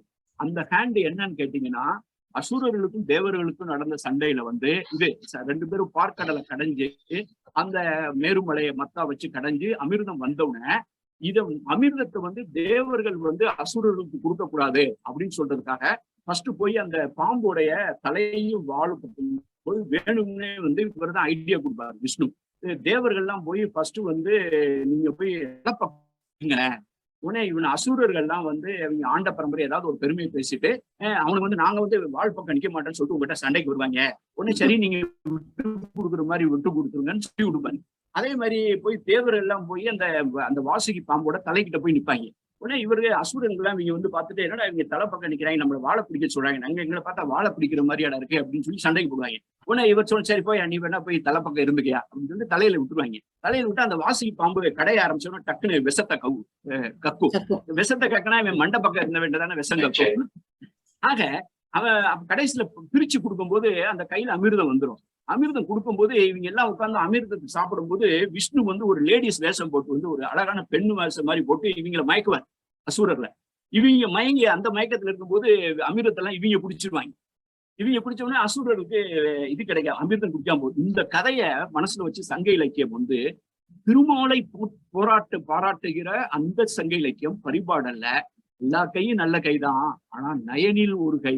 இந்த தேவர்களுக்கும் அசுரர்களுக்கான பஞ்சாயத்துல நாணயம் இல்லாம நடந்துகிட்ட அந்த கையை வந்து நயனில் ஒரு கைன்னு சங்க இலக்கியம் சொல்லுது. அந்த அரசியலை தான் நம்ம பார்க்கணும். அதனால ஐ ஆம் இன் நோ டவுட் தட் நம்ம வந்து ஒவ்வொரு காலகட்டத்திலையும் ஒரு நல்ல விஷயத்தையும் கெட்ட விஷயத்தையும் நிறைய விஷயத்தை ஏற்றுட்டே வந்திருக்கோம். நம்முடைய லைஃபை ரீகன்ஸ்ட்ரக்ட் பண்ணி ஒரு குளோபல் சிட்டிசனா மாறணும்னு சொன்னா, ஒரு மல்டிகல்ச்சரல் புளூரல் இனிவரும் உலகத்துக்கான மனிதனா நம்ம மாறுறாந்தா நம்ம விளிமியங்களை சங்க இலக்கியத்தை தேடி மாடர்ன் மனுஷனா இருக்கும். சங்க இலக்கியத்துக்காகவே நம்ம போய் மாடு மேய்க்கவோ அல்லது ஆடு மேய்க்கவோ நான் சொல்ல. we have to be modern. திராவிடர்கள் வந்து சிந்து வெளியிலிருந்து நம்ம ஊருக்கு தமிழ்நாட்டுக்கு வந்தாங்களா, இல்ல இங்க தெற்க இருந்து அங்க போனாங்களா அப்படிங்கிற மாதிரி ஒரு பெரிய பஞ்சாயத்தை கூட்டுறாங்க எப்ப கேட்டாலும். இது வந்து நிறைய பேர் என்கிட்ட வந்து கான்ட்ரவர்ஷியலா கேட்கிற இந்த கேள்வி, ஸ்காலர்ஸ்ல இருந்து ரிசர்ச்சர்ஸ்ல இருந்து கேக்குறாங்க. எனக்கு இது பதில் தெரியலங்க ஐயா. அதனால உங்களுக்கு இப்ப டைம் இருந்துச்சுன்னா இதுக்கான பதில கொடுங்க. இல்ல நீங்க எப்போ உங்களுக்கு சேட்லயோ இல்ல பின்னாடி உங்களுக்கு எப்ப டைம் கிடைக்குதோ நீங்க போட்டாலும் சரிங்க ஐயா. எங்க இருந்து வந்தோம், நம்ம இருந்து போனத இல்ல இவங்க எப்படியே கேக்குறாங்க, இங்க இருந்து போனவங்களா அங்க இருந்து வந்தாங்கன்னு சொல்லிட்டு எப்படி நீங்க சொல்லுவீங்கன்னு சொல்லிட்டு இது ஒரு தர்க்கமா தான் பண்ணிட்டு இருக்காங்க. இதுக்கான பதில் சொன்னீங்கன்னா. ஆமா, அந்த அந்த பஞ்சாயத்துக்கான விடை எனக்கு வந்து 20 வருஷத்துக்கு முன்னாலே தெரியுமா. அந்த விடைய பேச போய் விடயத்தை விட்டுறக்கூடாது அப்படிங்கிறதுக்காக நான் தொடர்ந்து அடக்கி வாசிக்கிட்டே இருப்பேன். ஆனா அந்த பஞ்சாயத்தை நான் முடிச்சு வைப்பேன் கட்டாயம். இதுக்குள்ள இங்க இருந்து தெற்க இருந்து வடக்க போனோமா, வடக்க இருந்து தெற்க போனோமாங்கிறது என்னுடைய புத்தகத்தை பார்த்தாலே தெரியும். நான் வந்து தமிழ்நாட்டில இருந்து வெளியில போகும்போது நான் முழுக்க எனக்கு சொல்லி கொடுத்தது லெமூரியா கண்டம், குமரி கண்டம். நானும் அப்படித்தான் நம்பிக்கிட்டு இருந்தேன். நம்ம எல்லாம் வந்து இந்து மகா சமுத்திரத்துல ஒரு தனி இதுல இருந்தோம். அப்புறம் வந்து பெரிய கான்டினென்டல் ட்ரிப் வந்தது, இந்தியா விலகி வந்தது, நம்மளும் அதுல இருந்தவங்க. இந்த மாதிரி கதையெல்லாம் கேட்டுதான் நானும் வளர்ந்தேன். அது வந்து ஸ்லேட்டருடைய தியரி. அந்த தியரி வந்து சயின்ஸ் படிச்சவங்களுக்கு தான் தெரியும். It's no longer valid. இப்ப நவ் மோர் வந்து ரெலவெண்டா இருக்கக்கூடிய தியரி வந்து டெக்டானிக் ஷிப்ஸ், டெக்டானிக் பிளேட்ஸ், இந்த தியரிஸ் தான் இருக்கு. அப்ப நம்ம சொல்ற இந்த கான்டினென்டல் ட்ரிப், இந்த அட்லாண்டிஸ் தியரின்னு ஒண்ணு இருக்கு. இந்த அமெரிக்கா சைட்ல எல்லாம் அட்லாண்டிஸ் நீங்க போட்டு கூகுள் படிச்சு பாத்தீங்கன்னா தெரியும். நம்ம சைட்ல எப்படி லெமூரியாவை பத்தி பேசணுமோ அந்த சைடு அட்லாண்டிஸ்னு ஒரு இமேஜினரி அல்லது சங்கன் கான்டினென்ட்டை பத்தி நிறைய Mayan civilisation South America side எல்லாம் உண்டு. இந்த ரெண்டுமே வந்து it's no longer scientifically valid. ஏன்னா இது வந்து ஜியாலஜிக்கல் பீரியட்ல நடந்த ஒரு ஜியாலஜிக்கல் ஈவெண்ட். அதுக்கு வந்து பீப்புள் கொடுக்குற சயின்ஸ் கொடுக்குற டைம் ஃப்ரேம் வந்து 50 மில்லியன் இயர்ஸ். நீங்க வந்து இப்ப இமயமலை இருக்குல்ல, நம்ம இமயமலை, இந்த இமயமலையினுடைய கிளாசியர்ஸ்ல வந்து கடல்ல இருக்கக்கூடிய அனிமல்ஸ் பெரிய பெரிய மீன், திமிங்கலவுடைய எலும்பு கூட எல்லாம் கிடைக்குது, அந்த ஃபாசில்ஸ். இமயமலைக்கு எப்படி கடல் அனிமல் போச்சு? அப்ப இமயமலையே ஒரு காலத்துல கடல் கீழே இருந்தது. என்ன கொடுக்குறாங்கன்னா 50 மில்லியன் இயர்ஸ், 5 கோடி வருஷத்துக்கு முன்னால மனுஷன் இல்ல. நான் பேசுற விஷயம் வந்து மனுஷன் விவசாயம் பண்ண ஆரம்பிச்சு, அவன் கவிதை எழுத ஆரம்பிச்சு, அவன் அரசவை கூட்டி, அவன் ராஜா இருந்து பேச ஆரம்பிச்சதுனால இருந்த விஷயத்த நான் பேசுறேன். அப்ப நான் பேசுற விஷயத்தையும் மனுஷன் வந்து நடந்ததையுமே கம்பேர் பண்ண முடியாது. ஆப்பிரிக்காவில இருந்து மனுஷன் கிளம்புன டயத்தையும் கம்பேர் பண்ண முடியாது. என்னுடைய டைம் ஃப்ரேம் வந்து இண்டஸ், போஸ்ட் இண்டஸ், சங்க இலக்கியம், இதுக்குள்ள என்ன நடந்ததுன்னு. அப்ப நிறைய பேருக்கு இதுல ஒண்ணு மட்டும் கஷ்டப்படுறாங்க. அவங்கள நான் மதிக்கிறேன். நான் என்கிட்ட வந்து இந்த 2010 வந்து கோயம்புத்தூர்ல வந்து நான் இதை அனௌன்ஸ் பண்ணேன். கொட்டை வஞ்சி தொண்டி, இதுக்கு எவ்வளவு நான் கஷ்டப்படுறேன். 10 வருஷம் நான் வெளியிலே பேசல. 2002 கொட்டை வஞ்சி தொண்டியை நான் டெல்லியில கண்டுபிடிச்சிட்டேன், எழுதிட்டேன், எல்லா கட்டுரையும் எழுதிட்டேன், எல்லா டேட்டாவும் எடுத்துட்டேன், திருப்பி வேலிட் பண்றேன். ஆனா சொல்றதுக்கு ஒட்டி எனக்கு மனசு இல்லை. இது வரைக்கும் நம்ம நினைச்சுக்கிட்டு இருக்கிறதுக்கு எதிராக பேச போறோமேன்ட்டு. அப்ப 2010 கூட நான் போய் கோயம்புத்தூர்ல பேசினது காரணம், எனக்கு 2009 I suffered from cancer. I had a miraculous escape. Then I thought I should not wait any further. So I should tell about it. In 2010, under a very psychological pressure, that I must speak at least now. Other 8 years I have done a case study all over the world to validate my theory. I went and announced in Coimbatore. அப்ப வந்து என்கிட்ட நிறைய பேர் வந்து சென்னையில இருந்து meet பண்ணி சொன்னாங்க, சார் நீங்க சொல்றது வந்து அருமையான கண்டுபிடிப்பு தமிழ் தொன்மங்களுக்கு. கொட்டை வஞ்சி தொண்டி மதுரை நாளை பாண்டியன் மாறன் வழுதி சேரன் சோழன் பாண்டியன், இந்த மாதிரி இடங்கள்லாம் சிந்துவெளியில இருக்குங்கிறத விட ஒரு பெரிய சான்று வேண்டியதில்லை. ஆனால் நீங்க வந்து அதை சொல்லிட்டு விட்டுருங்க சார். அதுக்கு பின்னால வந்து இங்க இருந்து அங்க போனோமா, அங்க இருந்து இங்க வந்தோமாங்கிறத நாங்க பாத்துக்கிறோம் சார்ன்ட்டு சிலர் என்கிட்ட வந்தாங்க. அப்படி விட முடியாதுங்க. நான் 25 வருஷமா இதுலயா நைட் எல்லாம் தூங்க முடியாம தூங்கிட்டு இருக்கும்போதே எங்க வீட்டுல என்னை வச்சு வாழ்ந்ததே பெரிய விஷயம். இந்த புத்தகத்துக்கு எல்லாத்துக்கும் ஒரே ஆள் நன்றி சொல்றாங்க, என் மனைவி, என் குழந்தைகள் மட்டும்தான். திடீர்னு ஆபீஸ்ல இருந்து நைட் 11:30 தான் வருவேன். 11:30 வந்து வேகமா அவசரமா சாப்பிட்டு 12 மணிக்கு லேப்டாப் ஓப்பன் பண்ணுவேன். நைட் தூங்கிட்டு இருக்கும்போது 2 மணிக்கு எனக்கு திடீர்னு ஒரு யோசனை வந்துடும். 2:30 மணிக்கு எந்திரிச்சு கம்ப்யூட்டர் ஆன் பண்ணுவேன். என்ன எந்த அளவுக்கு டாலரேட் பண்ண ஒரு ஃபேமிலியை வச்சு நான் இவ்வளவு மெசேஜ் கலெக்ட் பண்ணிட்டு இருக்கேன். அப்படிலாம் டீல் பண்ண விட முடியாதுங்க. This we will take it logical end எனக்கும் அப்படின்னு சொல்லி அதை வந்து நம்ம இன்னும் புரிஞ்சுக்கணும். ஔவையார் என்ன சொல்லுவாங்கன்னா, எத்திசை செலினும் அத்திசை சோரே. You go in any direction in the world, there is a food. ஃபுட்டை தேடி போற ஒரு மனுஷன். நீங்க எதுக்கு அமெரிக்கா போறீங்க? நான் எதுக்கு ஒரிசா வந்திருக்கேன்? எனக்கு ஒரு நல்ல வாழ்க்கைக்காக. எனக்கு சிவில் சர்வீஸ்ல வந்தது எனக்கு ஒரு பெருமிதம் இருக்கு. My life is stable. I am drawing a pride. I feel happiness. நீங்க இருக்காங்க அங்க அமெரிக்காவுக்கு போயிருக்கீங்க, அது மட்டமா. அப்ப எவன் அந்த காலத்துல வசிச்சு இன்னைக்கு வேணா நம்ம பெருமை பேசுறான். இன்னைக்கு நம்ம பேசுற அரசியலுக்கும் நம்ம பேசுற பெருமைக்கு நம்ம எடுக்கிற சினிமாவுக்கு வேணா இந்த டைலாக் தேவைப்படலாம். ஆனா அன்னைக்கு அவன் நொந்து நூலா போய் டிராவல் பண்ணும்போது கையில காம்பஸ் வச்சுட்டு, நான் இப்ப வடக்குல இருக்கேன், தெற்க போறேன்னா, தெற்கெல்லாம் அப்படிலாம் போக முடியாதுடா, அதெல்லாம் சரியா வராது, நான் இங்க இருந்து இந்த சைடு தான் போவேன், நான் கேம்பஸ் வச்சா பாத்துக்கலாம், எங்க மேய்ச்சல் இடம் கிடைக்குதோ, எங்க விவசாய இடம் கிடைக்குதோ, எங்க சோறு கிடைக்குதோ அங்கதான் போவான். அதெல்லாம் வந்து தெளிவா சொல்லுது. எத்திசை செலினும் அத்திசை சோரே. என்னுடைய கவிதை ஒண்ணு சொல்லியிருப்பேன். திசைகள் என்பவை நேற்று வந்தவை, தேடல்கள் மனிதனின் உடன் பிறந்தவை. தேடல் தான் திசை. நீங்க வந்து பயணத்தை மட்டும் மறுத்தீங்கன்னு வைங்க, நீங்க ஒண்ணு மட்டும் ஞாபகம் வச்சுங்க, பயணத்தின் திசையை விட பயணம் முக்கியமானது. பயணத்தை விட முக்கியமானது பயணி. பயணி இல்லாட்டினா, டிராவலர் இல்லாட்டினா ஜேர்னி இல்லை, ஜேர்னி இல்லாட்டினா டைரக்ஷன் இல்லை. அப்ப பயண திசை வந்து அப்படின்னா சூளம் பார்த்துட்டு இருப்பேன் நானு. சூளம் பார்க்கறது இன்னைக்கா இருக்கலாம், பஞ்சாங்கம் பார்த்தது நேத்தா இருக்கலாம். ஆனா மனிதர்கள் தங்களுடைய வாழ்க்கைக்காக ஆப்பிரிக்காவில இருந்து கிளம்பி இந்த உலகம் ஃபுல்லா பரவணும் போது எவனும் பஞ்சாங்கம் வச்சுட்டு பரவல. ஆக we have to be very very clear. We should not get basic. rather இன்னும் யோசிச்சு பாருங்க. இன்னைக்கு சமீபத்துல வந்து இந்தியாவில் இருக்கக்கூடிய பண்பாட்டு அரசியல்ல வந்து மிக முக்கியமான மாற்றத்தை எங்களுடைய ஆராய்ச்சி எடுத்து வந்திருக்கிறது. எதுக்காக இப்ப எல்லாரும் வந்து தமிழ் பெருமையை பேசுறாங்க? நீங்க எப்ப வந்து லெமூரியா குமரியான்னு பேசிட்டு இருக்காம, சிந்துவெளி எங்களுடையது, அந்த எருமை எங்களுடையது, எருமையை ஏற்றுமதி செய்தவர்கள் நாங்கள், அதே வணிகர்கள் தான் சிந்துவெளியில் பூம்புகாரிலும் இங்கிருந்து ஏற்றுமதி பண்ணது, கடல் தெரிந்தவர்கள் நாங்கள் மட்டும் அப்படின்னு நம்ம பேச ஆரம்பிச்சதுனால, கடல் எப்படி தெரியும்? உத்தரப்பிரதேசத்துல இருக்கவங்க கடல் எப்படி தெரியும்? மத்திய பிரதேசத்துல இருக்கவங்க கடல் எப்படி தெரியும்? கடல் வந்து அந்த பாகிஸ்தான்ல இருக்கிறவன், கராச்சியில இருக்கிறவன், குஜராத்ல இருக்கிறவன், கர்நாடகாவில் இருக்கிறவன், கேரளாவில் இருக்கிறவன், தமிழ்நாட்டுல இருக்கிறவன், ஆந்திராவில் இருக்கிறவன், ஒரிசாவில் இருக்கிறவன், பெங்கால்ல இருக்கிறவனுக்கு மட்டும்தான் கடல் தெரியும். இந்த இதுல இது எல்லா இடத்துலயும் கருப்பு சிவப்பு பாண்டை இருக்கு. அவனுங்க எல்லாம் தாய் தெய்வ வழிபாடு கொண்டாண்டவங்க. அவங்க எல்லாருடைய மொழியிலையும் வந்து தாயினுடைய பெயர் ஆய். இப்படிலாம் நாங்க கண்டுபிடிச்சு வந்துட்டு இருக்கோம். அங்க வந்து we are encircling.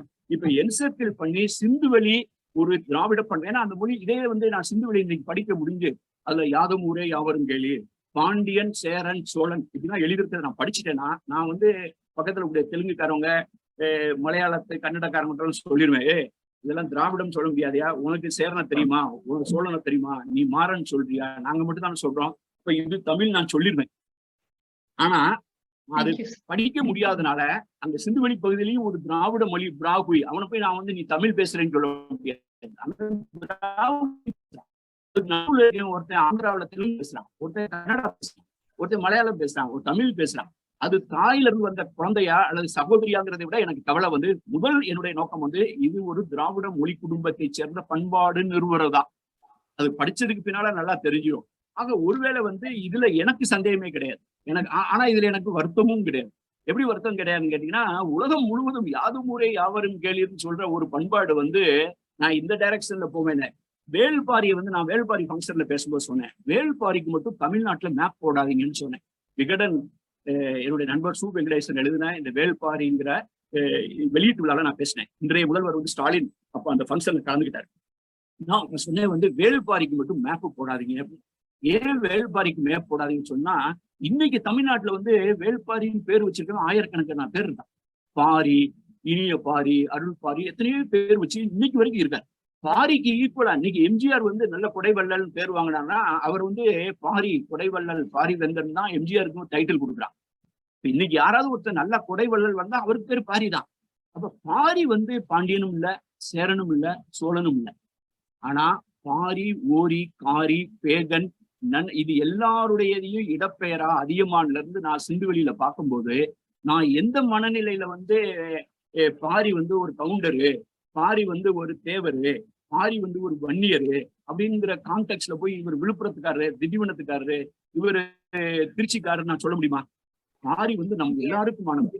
அதனாலதான் நம்ம வந்து சங்க இலக்கியத்தை பற்றிய தமிழகத்தினுடைய தொல்லியல் ஆய்வுகளை பற்றிய பெருமையை பார்க்கும்போது நம்ம யாருமே வந்து மதுரைக்காரன், திருநெல்வேலிக்காரன், திருச்சிக்காரங்கிற பெருமையோட பார்க்கவே கூடாது. நான் பிறந்தது மதுரை. நான் கீழடியை எவ்வளவு பெருமையா பேசணும் அந்த அளவுக்கு ஆதிச்சநல்லூர் நாளைக்கு போறேன், அதுவும் என்னுடைய பெருமை. கொற்கை அதே உணர்வோட தான் கரப்பாவையும் பார்க்கிறேன். எனக்கு எனக்கு கீழடியில என்ன உணர்வு வருதோ அந்த உணர்வு கரப்பாவிலும் வருகிறது என்றால் அது என்னுடைய தொடர்ச்சி.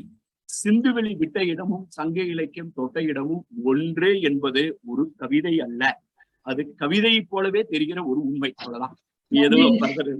நன்றிங்க ஐயா, ரொம்ப ரொம்ப நன்றி. யூ மேட் மை டே இந்த क्वेश्चनக்கு ஆன்சர். மிக்க நன்றிங்க ஐயா.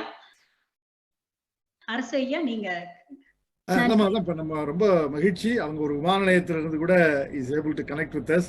தமிழ் தான் நம்ம எல்லாத்தையும் இணைக்குது. இப்ப ஹோச்சிமின் சிட்டில இருந்தும் வந்திருக்கிறாங்க, சவுதியில இருந்தும் இப்ப இந்த அழைப்புல இணைஞ்சிருக்காங்க. It's not just for America, it's for the whole world. I think sincere thanks to mister Balakrishnan. நம்ம vote of thanks சொல்லுங்கம்மா. I would like to invite Mr. Karu Manikavasagam sir to please give the vote of thanks. அனைவருக்கும் வணக்கம்.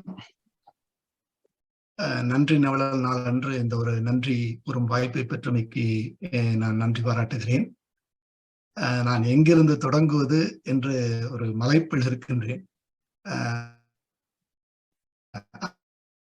அந்த அளவுக்கு நம்ம பாலகிருஷ்ண ஐயா சொன்ன, நாம் தமிழ்க்குடி உறவில் எங்கிருந்தாலும் எந்த மூலையில் இருந்தாலும் நாம் தான் அந்த ஒரு சொற்றொடரை உலகுக்கு வழங்கிய அந்த பெருமை மிக்கவர்கள். அந்த வகையிலே நான் கூட இடையில கூட நினைத்து, நீங்களும் மதுரைக்காரர், நானும் மதுரைக்காரன், மதுரை பற்றி ஒரு சில பெருமைகள் பேசலாம் என்று ஒரு விருப்பம் இருந்தது. அதை ஒரு நொடியில் நீங்கள் தகர்த்து விட்டீர்கள்.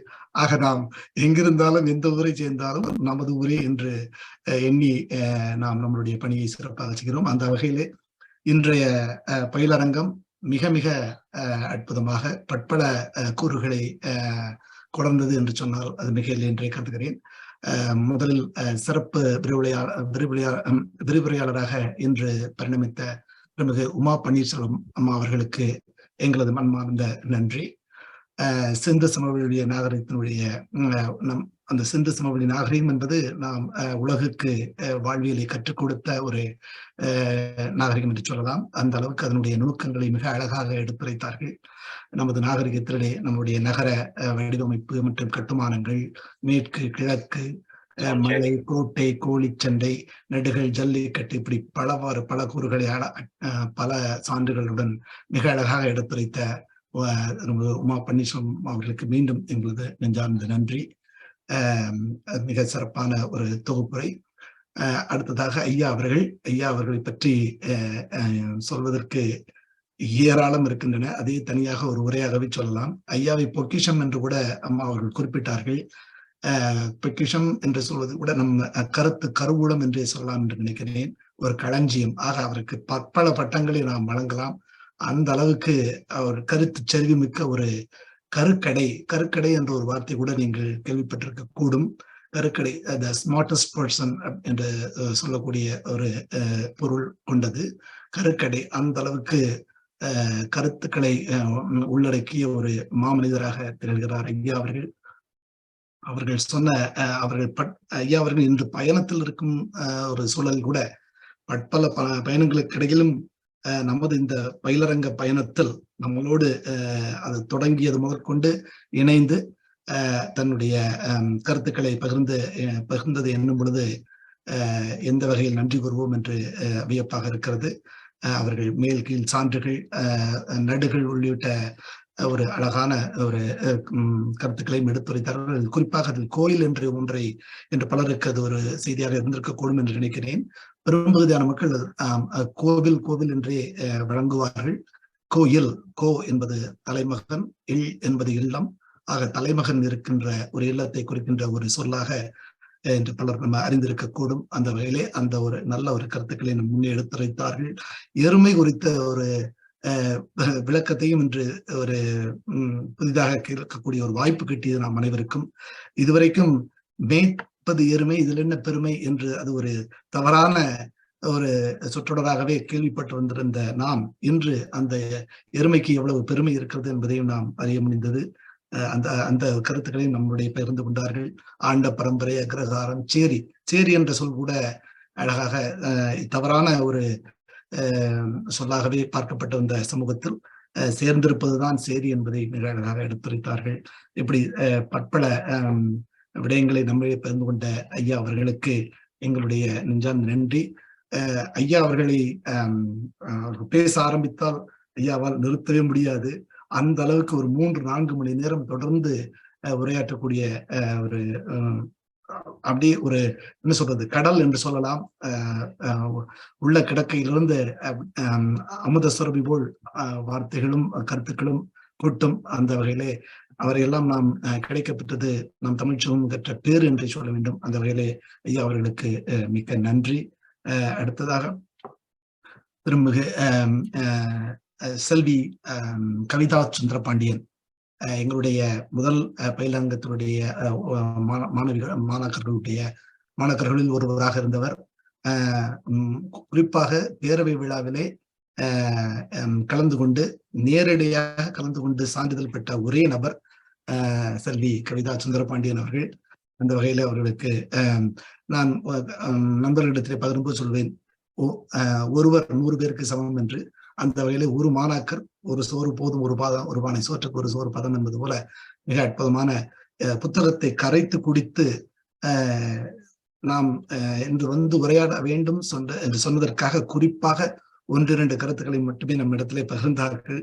அந்த வகையிலே மேற்கு கிழக்கு கீழடி ஆதிச்சநல்லூர் குறித்த பார்வையை மிக அழகாக எடுத்துரைத்த செல்வி கவிதா சுந்தரபாண்டியனுக்கும் என்பது நெஞ்சார்ந்த நன்றி. அடுத்ததாக அரசு ஐயா அவர்கள் அனைத்துமான ஆளினால் என்று சொல்லக்கூடிய அனைத்துமான எங்கள் ஐயா அவர்கள் இந்த பயிலரங்கத்தினுடைய தூண் என்று சொன்னால் மிகையில்லை என்றே கருதுகிறேன். ஐயா இல்லாமல் நாங்கள் இல்லை என்ற அளவுக்கு இந்த எங்களுக்கெல்லாம் ஒரு தூணாக இருந்த ஊக்கம் கொடுத்து இந்த ஒரு நிகழ்வுகளை தொடர்ந்து முன்னெடுத்து செல்லக்கூடிய ஐயா அவர்களுக்கும் இந்த தருணத்திலே எங்களுடைய நெஞ்சார்ந்த நன்றியை காணிக்கையாக்குகிறோம்.